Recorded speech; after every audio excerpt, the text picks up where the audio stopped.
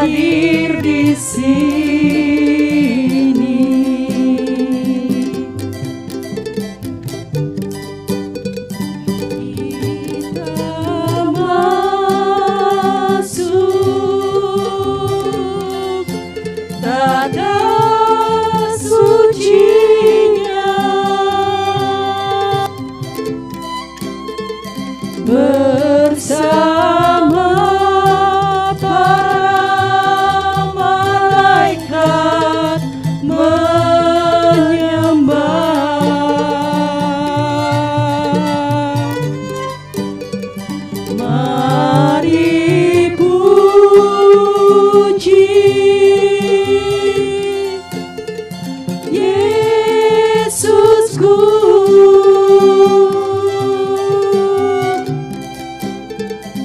Kita masuk hadirat-Nya Maha Kudus.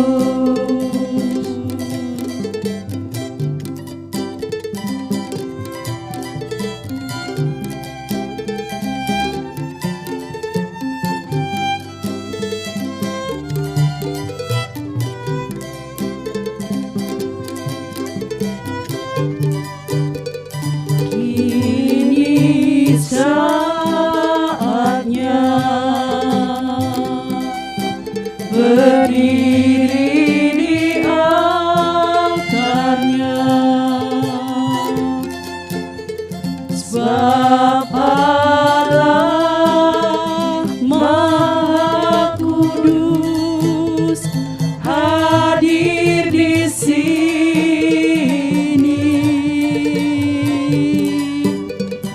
Mari memuji, angkat tangan menyembah, sebab Allah Maha Kudus hadir di sini.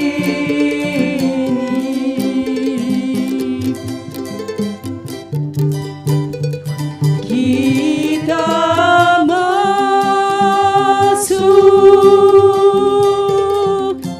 tata suci-Nya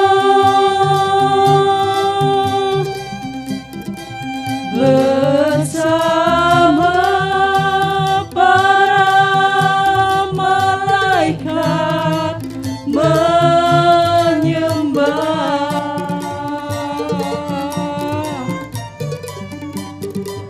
Mari puji Yesusku,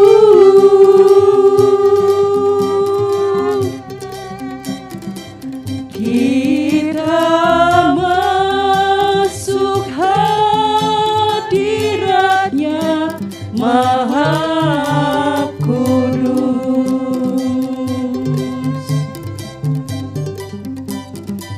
Kita masuk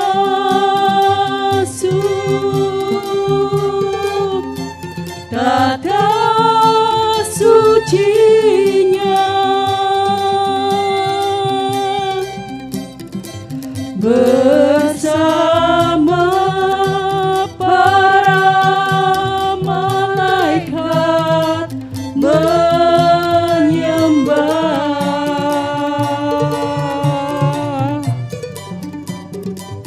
Mari puji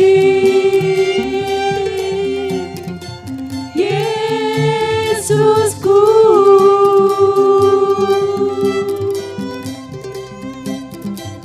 kita masuk hadirat-Nya Maha Kudus.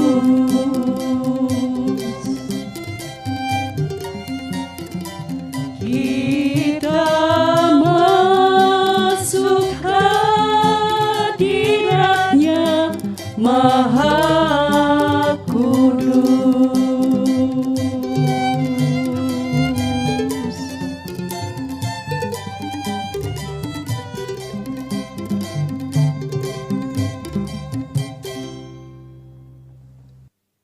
Kita akan buka Alkitab kita.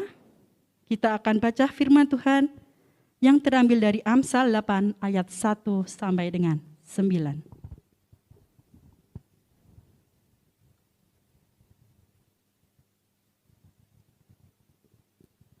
Amsal 8 ayat 1 sampai dengan 9. Wejangan hikmat. Bukankah hikmat berseru-seru dan kepandaian memperdengarkan suaranya? Di atas tempat-tempat yang tinggi di tepi jalan, di persimpangan jalan-jalan, di sanalah ia berdiri. Di samping pintu-pintu gerbang di depan kota, pada jalan masuk ia berseru dengan nyaring. Hai para pria, kepadamulah aku berseru, Kepada anak-anak manusia kutujukan suaraku. Hai orang tak berpengalaman, tuntutlah kecerdasan. Hai orang bebal, mengertilah dalam hatimu. Dengarlah, karena aku akan mengatakan perkara-perkara yang dalam dan akan membuka bibirku tentang perkara-perkara yang tepat. Karena lidahku mengatakan kebenaran dan kefasikan adalah kekejian bagi bibirku. Segala perkataan mulutku adalah adil, tidak ada yang belat-belit atau serong. Semuanya itu jelas bagi yang cerdas, lurus bagi yang berpengetahuan. Amin. Sebentar lagi kita akan mendengarkan kebenaran firman Tuhan yang akan disampaikan oleh Bapak Gembala Jemaat kita. Tetapi sebelumnya, mari kita persiapkan hati dan pikiran kita untuk mendengarkan apa yang menjadi kehendak Tuhan. Kita akan sambut firman Tuhan dengan pujian, mataku tertuju padamu.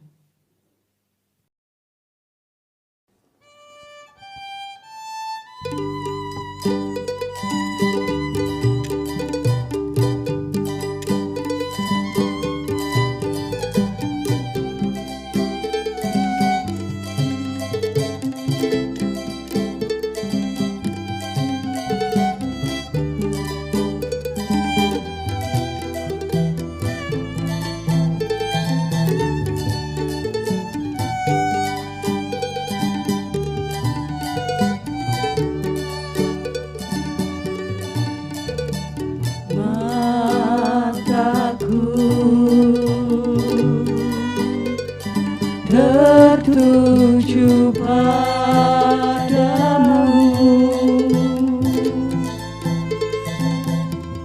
segenap hidupku ku serahkan padamu.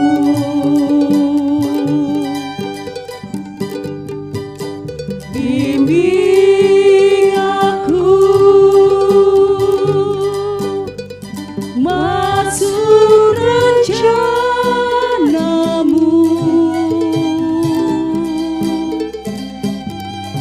untuk membesarkan kerajaanmu.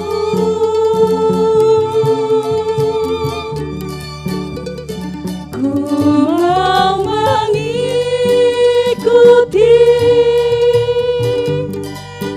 kehendak-Mu ya Bapa. Ku mau selalu menyenangkan hati-Mu.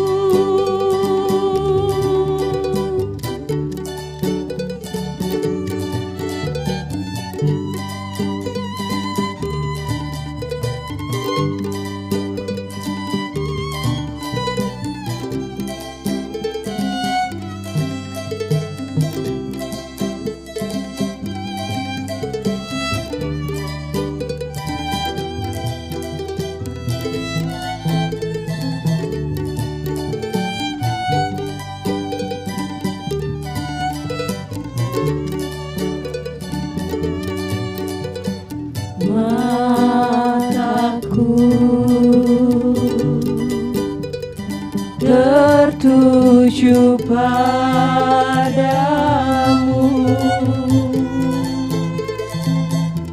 segenap hidupku ku serahkan padamu.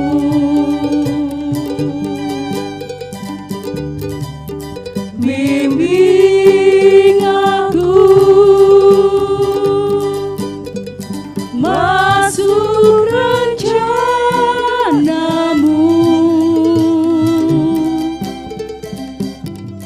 untuk membesarkan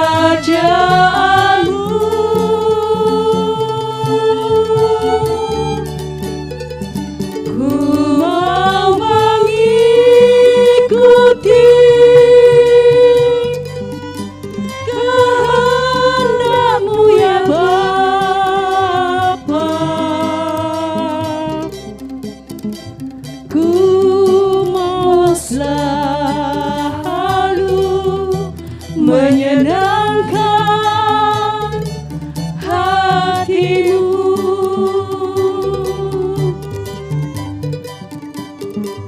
Ku mau mengikuti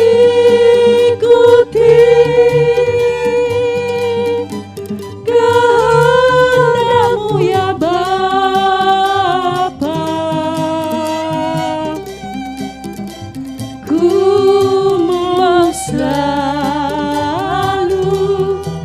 menyenangkan hatimu.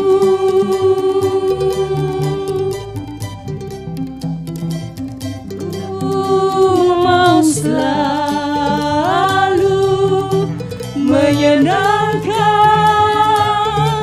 hatimu.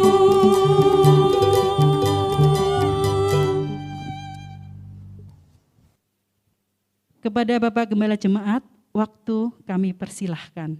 Bapak, Ibu, dan Saudara sekalian, mari kita bersatu hati memohon pertolongan Tuhan untuk belajar firman Tuhan. Bapa di surga, kami siap untuk belajar firman-Mu. Tolonglah supaya kami memiliki kesanggupan untuk menjadi pelaku firman Tuhan. Untuk itu tambahkanlah kepada kami hikmat-Mu, sehingga kami dapat memahami penjelasan firman Tuhan. Bapa, kami siap untuk menerima pengajaran dari firman-Mu. Di dalam nama Tuhan Yesus kami berdoa. Amin. Bapak, Ibu, dan Saudara sekalian, Jemaat Gloria Kain yang saya kasih dalam Tuhan Yesus Kristus, mari kita belajar dari kitab 1 Petrus pasal 5 ayat 1 sampai 4. Demikianlah firman Tuhan.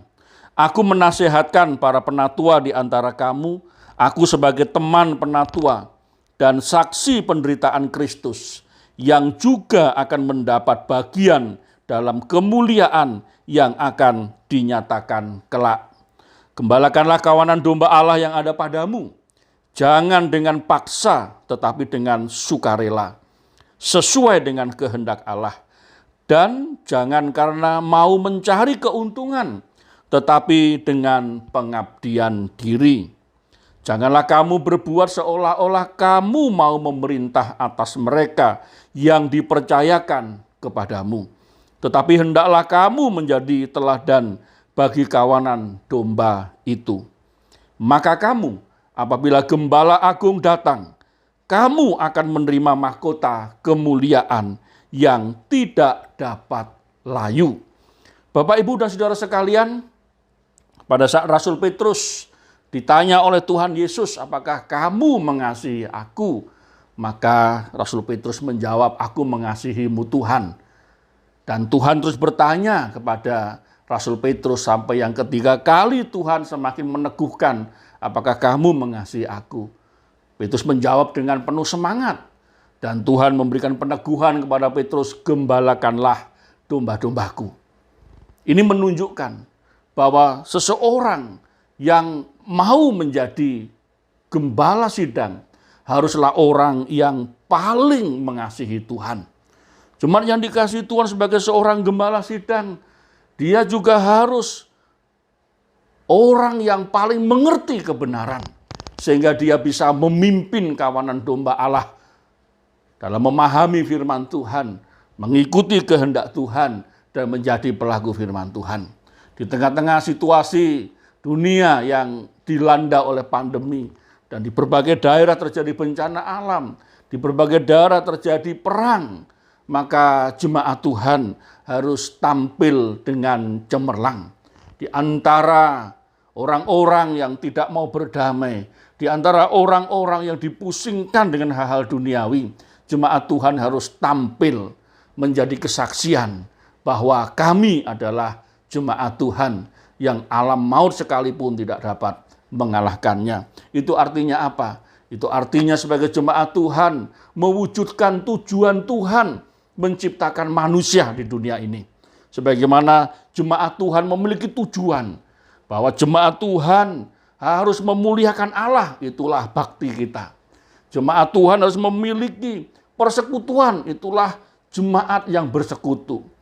Jemaat sebagai gambar dari putranya Yesus Kristus Dia harus menjadi murid. Itulah sebabnya gereja memuridkan. Gereja meneruskan misi yang Tuhan sudah kerjakan dan para rasul kerjakan. Itulah sebabnya gereja harus melaksanakan pemberitaan Injil. Gereja juga melayani karena Tuhan memberkati dengan karunia rohani yang ada padanya. Itulah tujuan Tuhan menciptakan manusia.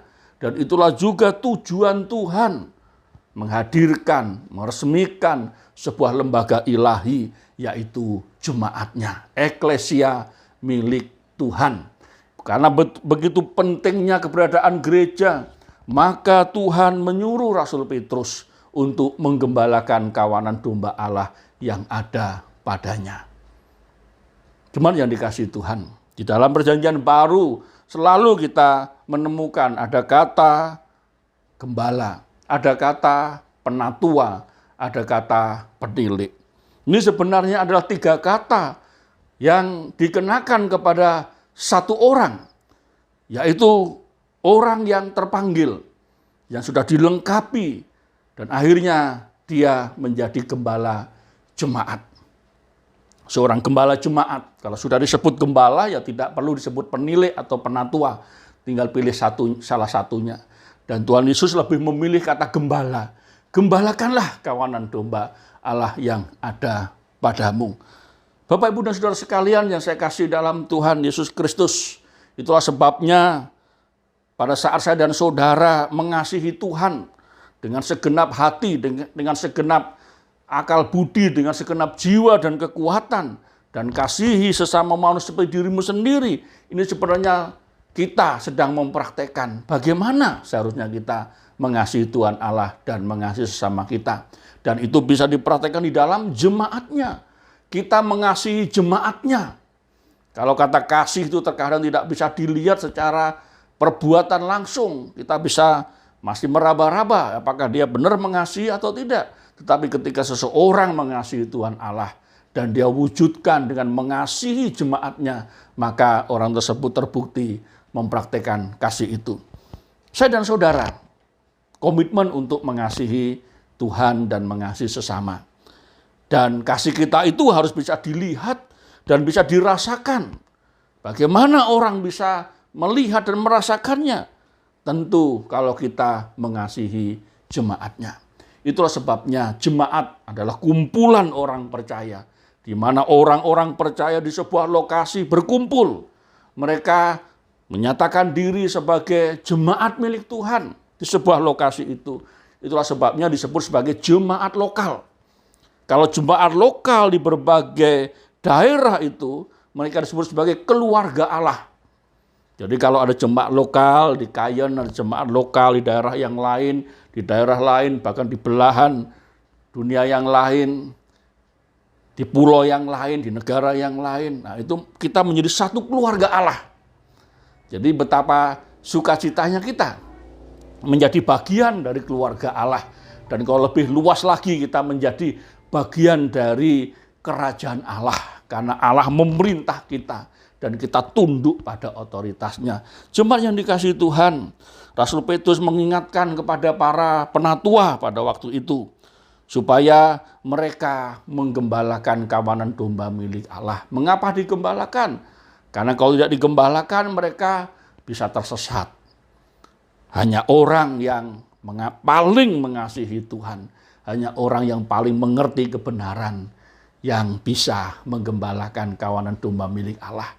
Supaya apa? Supaya kawanan domba Allah itu juga mereka mengerti kebenaran.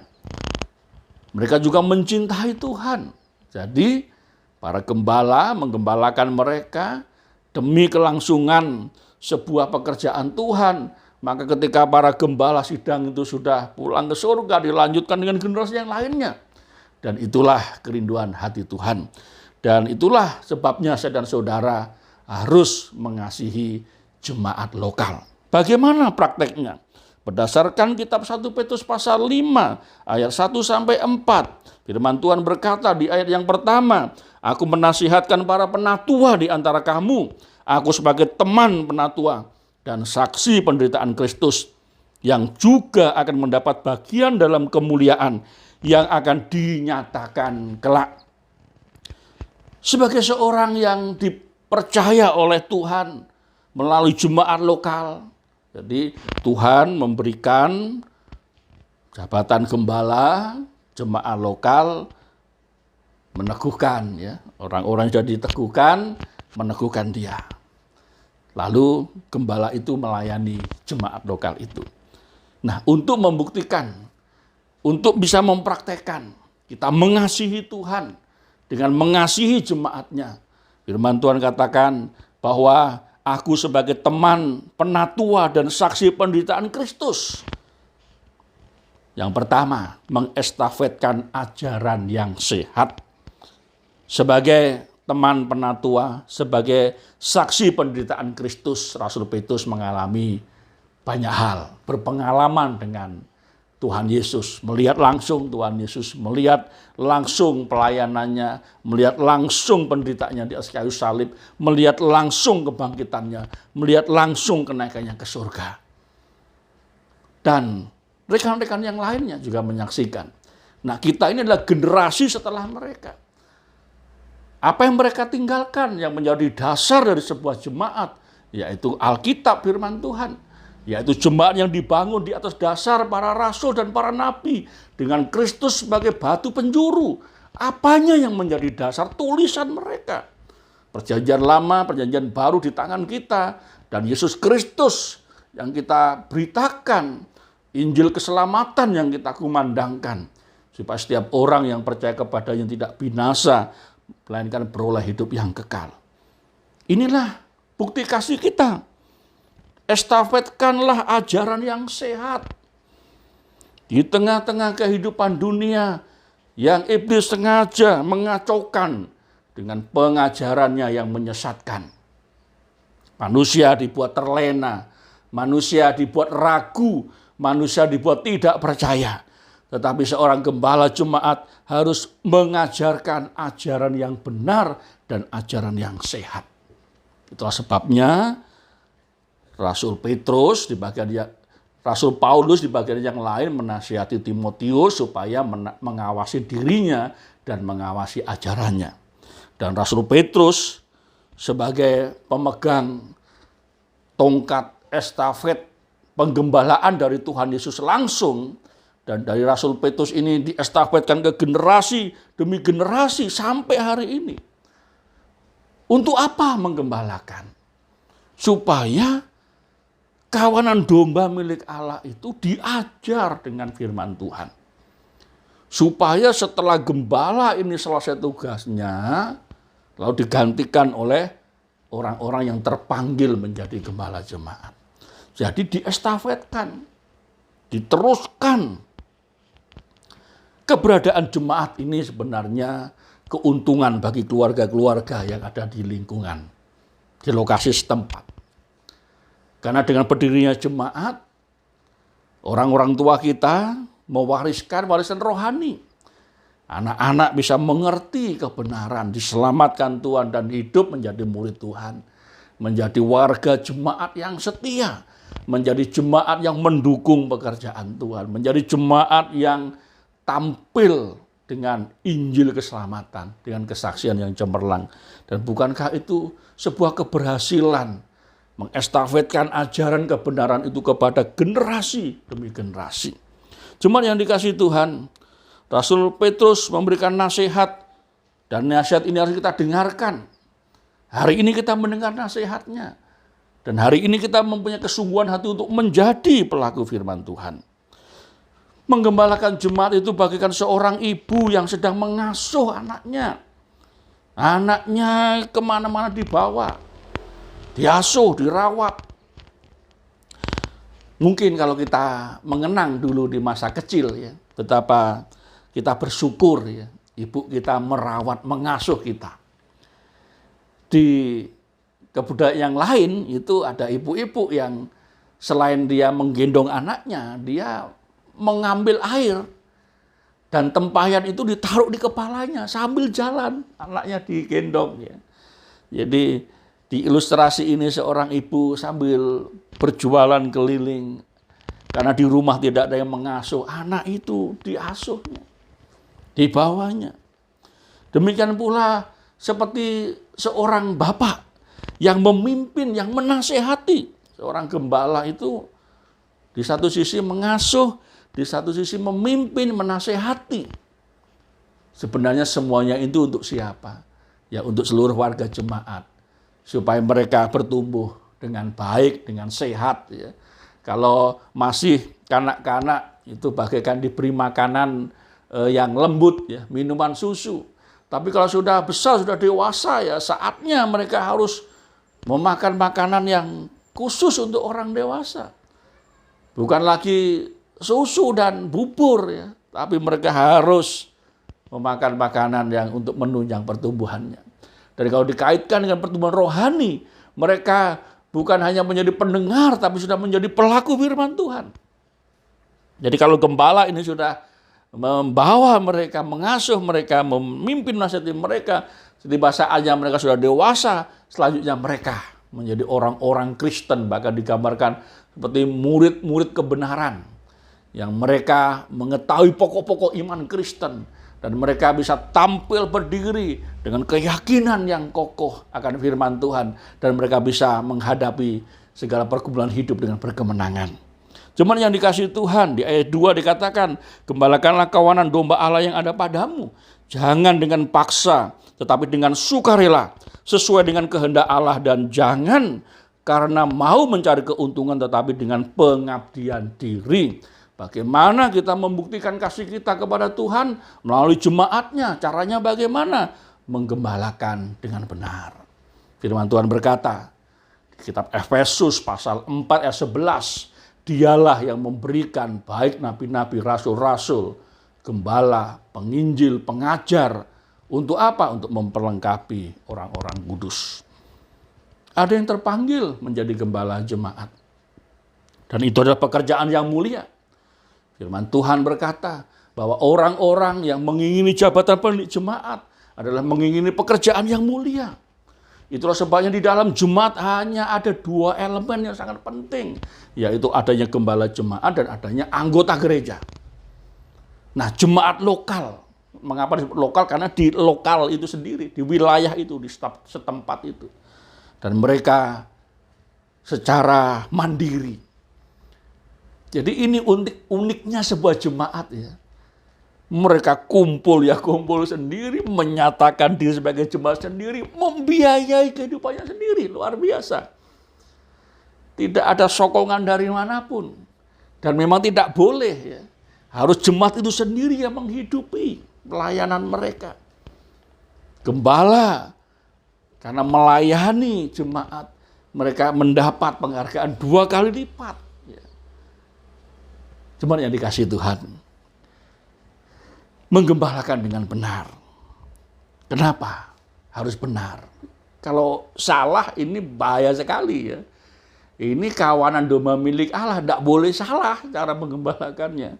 Tidak boleh dibawa ke arah yang menyesatkan. Tidak boleh dibawa ke tempat yang salah, harus benar. Karena dibangun di atas dasar para rasul, para nabi dengan Kristus sebagai batu penjuru, harus benar. Itulah sebabnya Rasul Petrus memberikan instruksi bagaimana kita menggembalakan dengan benar. Melayani dengan sukarela sesuai dengan kehendak Allah.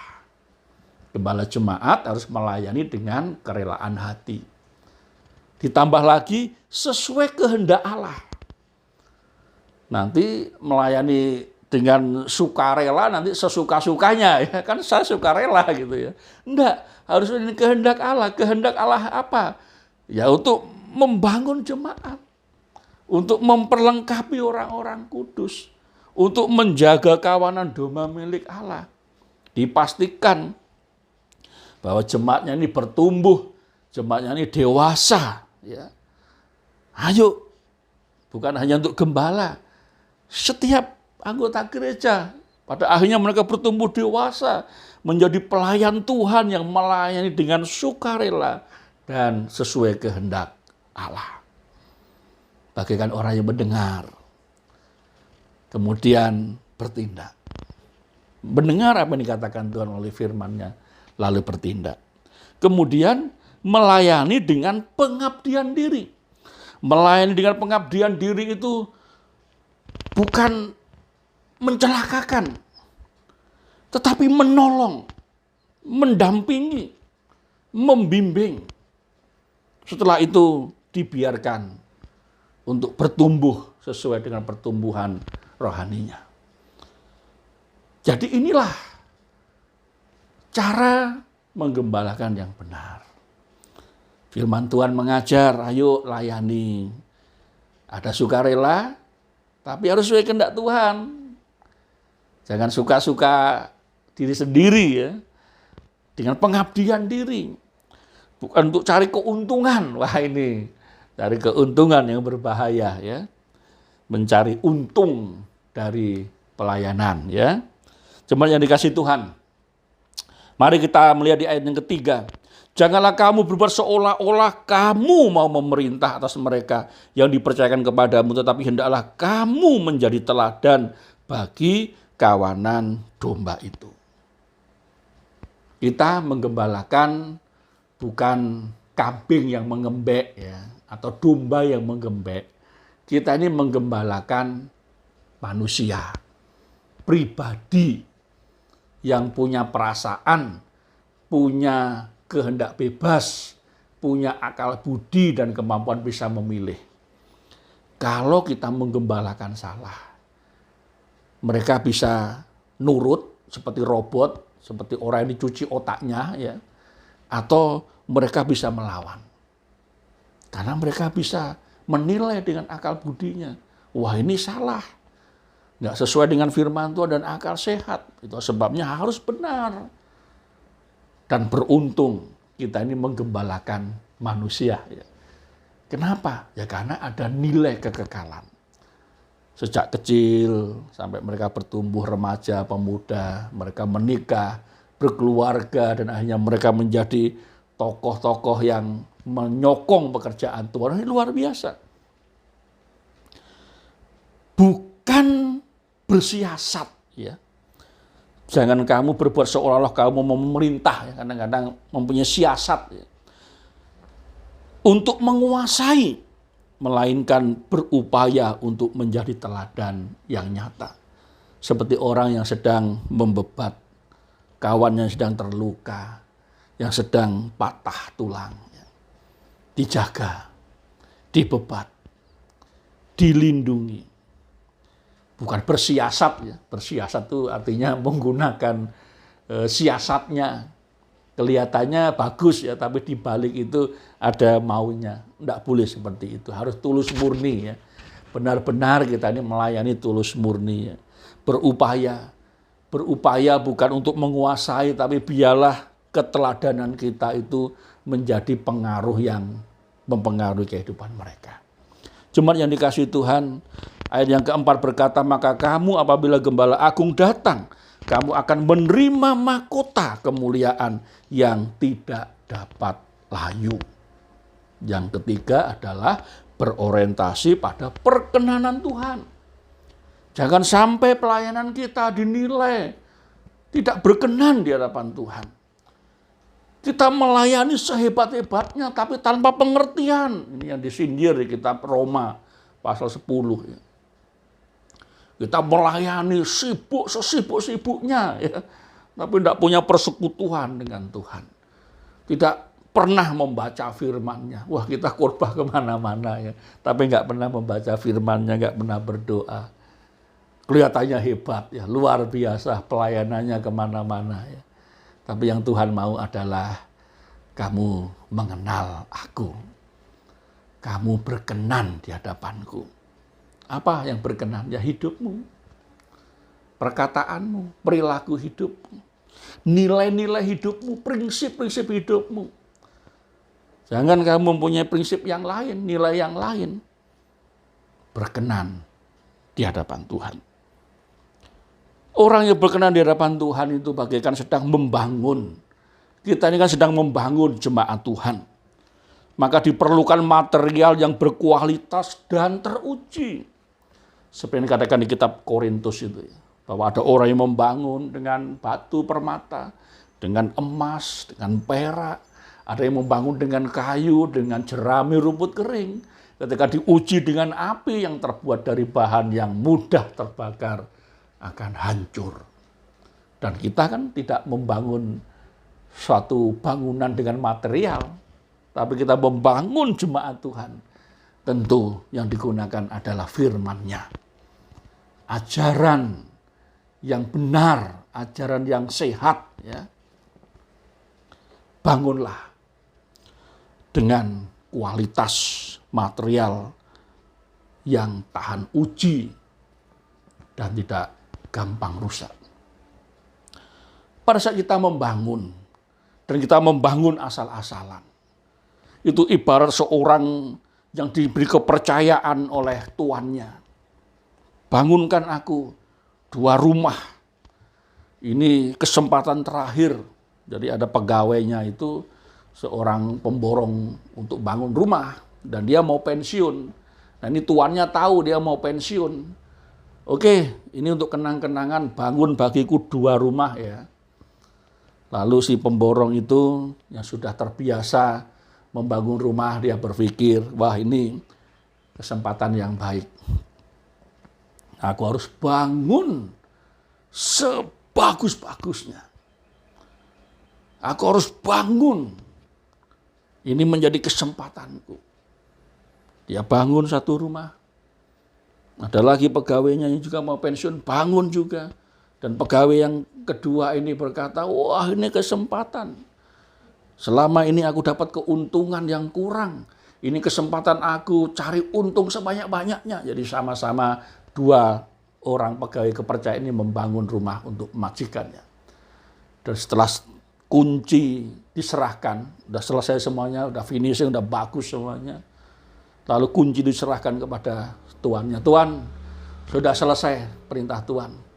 Lihatlah rumah yang saya bangun, tukang yang pertama ya. Tukang yang kedua juga ngomong, Tuan ini sudah selesai, ini kuncinya. Bapak Ibu yang dikasihi Tuhan, inilah pentingnya mengapa kita harus bangun dengan kesungguhan hati, dengan takut akan Tuhan. Lalu sebelum mereka pulang, tuannya ngasih hadiah bagi mereka. Dan hadiah yang terakhir apa? Kunci itu diserahkan kepada mereka. Ini kamu tempati rumahmu ya. Ini pakailah untuk masa pensiunmu. Jadi pegawai yang pertama tadi membangun dengan kualitas yang bagus. Dia pulang dengan sukacita. Tetapi pegawai yang kedua yang tadi cari untung, dia bikin materialnya yang kelas 3 ya. Yang buat asal-asalan kelihatannya rapi tapi rapuh ya. Dan dia masuk rumah itu dengan was-was. Karena goncangan gempa sedikit saja, tiupan angin puting beliung sedikit saja akan roboh rumah itu. Jemaat yang dikasihi Tuhan, mari kita mengasihi Tuhan dengan mengasihi jemaatnya, dengan kesungguhan hati, dengan apa yang sudah Tuhan berikan, kita gunakan untuk melayani Dia. Karena pada akhirnya itu semuanya bernilai kekal, berorientasi pada perkenanan Tuhan. Saatnya kita akan mendapat hadiah daripada Tuhan. Saatnya itu semuanya akan dikembalikan kepada kita sebagai hadiah. Firman Tuhan tadi katakan bahwa apabila Gembala Agung datang, kamu akan menerima mahkota kemuliaan yang tidak dapat layu. Kalau kita menggembalakan dengan benar, menggembalakan dengan perkenan hati Tuhan, maka di akhir nanti saat kita berada di bema Kristus, kita akan mendapatkan hadiah, yaitu mahkota kemuliaan. Jemaat yang dikasihi Tuhan, ini untuk kita semua yang menggembalakan kawanan domba milik Allah. Ini untuk semua, bagi kita yang juga mau terpanggil untuk menjadi gembala jemaat. Ini untuk anggota gereja semuanya yang punya semangat untuk melayani Tuhan. Tersedia hadiah bagi kita. Apakah Bapak Ibu Saudara mau mengasihi Tuhan dengan mengasihi jemaatnya? Dan inilah tekad kita. Tekad kita adalah, aku mau mengasihi jemaat Tuhan. Aku mau memberikan karunia rohani yang kumiliki untuk membangun pekerjaan Tuhan. Aku mau menggunakan waktu pemberian Tuhan ini untuk memikirkan, mendoakan keberlangsungan jemaat Tuhan. Kiranya kita semuanya menjadi jemaat Tuhan yang mengasihi Tuhan dengan mengasihi jemaatnya. Mari kita berdoa. Bapa di surga, penjelasan firman-Mu sudah kami dengarkan. Dan bagian kami adalah mentaati firman-Mu dengan menjadi pelaku firman Tuhan. Di dalam nama Tuhan Yesus kami berdoa. Amin. Firman Tuhan yang sangat memberkati kita semua. Kiranya firman Tuhan ini tidak berlalu dari pendengaran kita, tapi marilah kita lakukan apa yang menjadi kehendak-Nya. Amin. Untuk merespon firman Tuhan, kita akan pujikan El Shaddai.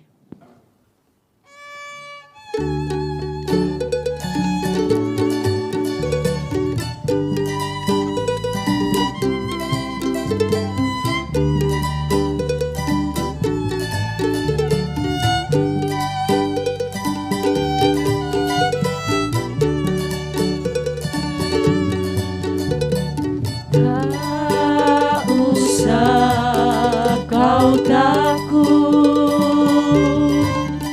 Allah menjagamu. Tak usah kau bimbang, Yesus peliharamu. Tak usah kau susah, Roh Kudus hiburmu. Tak usah kau cemas, Dia memberkatimu. El Shaddai, El Shaddai, Allah Maha Kuasa. Dia besar, Dia besar, El Shaddai mulia. El Shaddai, El Shaddai, Allah Maha Kuasa. Berkat-Nya melimpah, El Shaddai.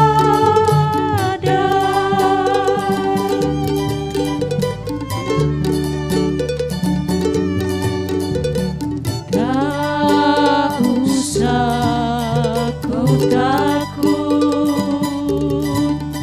Allah menjagamu.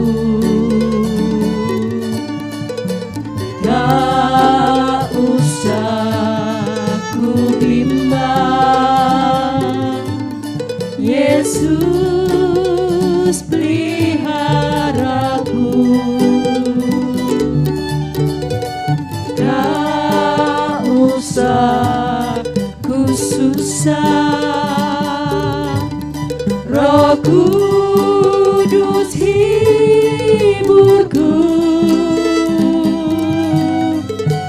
Tak usah ku cemas,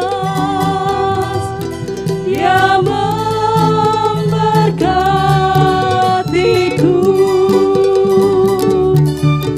El Shaddai, El Shaddai, Allah Maha Kuasa. Dia besar, Dia besar, El Shaddai mulia. El Shaddai Shaddai, Allah Maha Kuasa. Berkat-Nya melimpah, El Shaddai.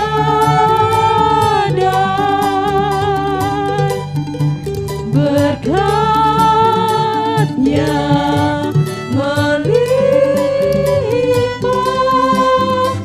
El Shaddai.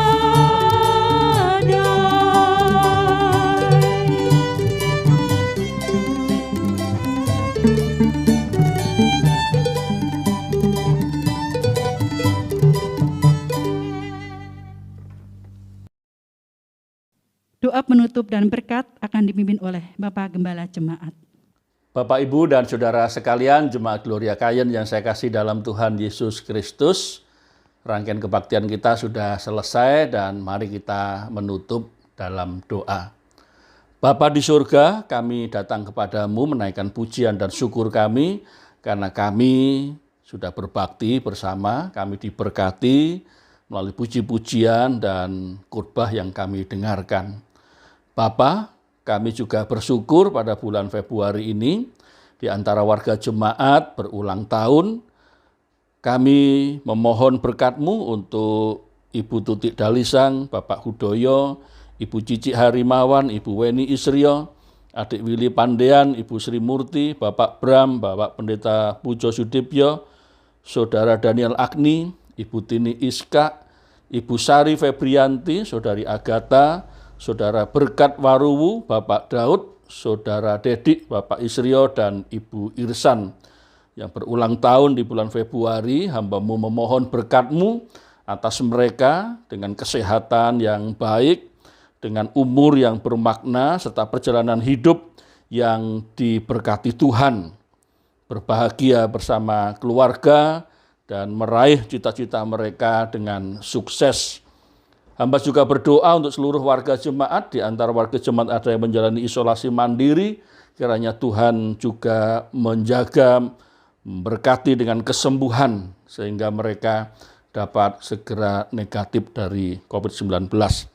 Bapa, kami juga memohon berkat-Mu untuk seluruh warga jemaat.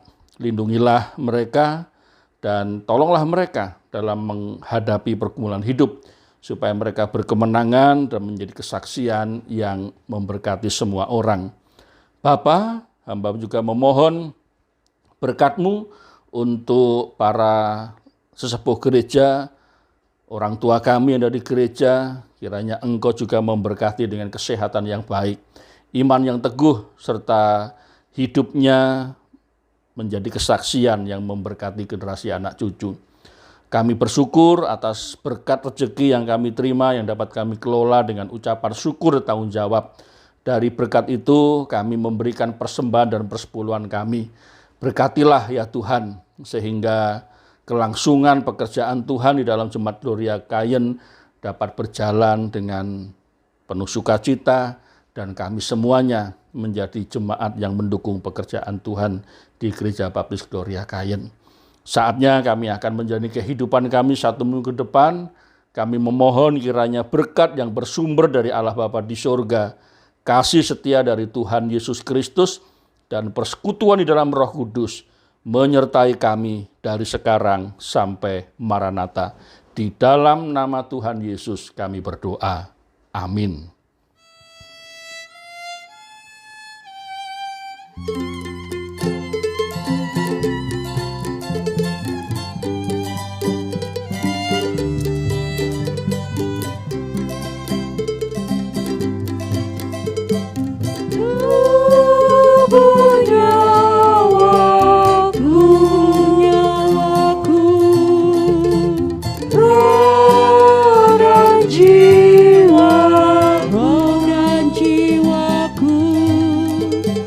Ku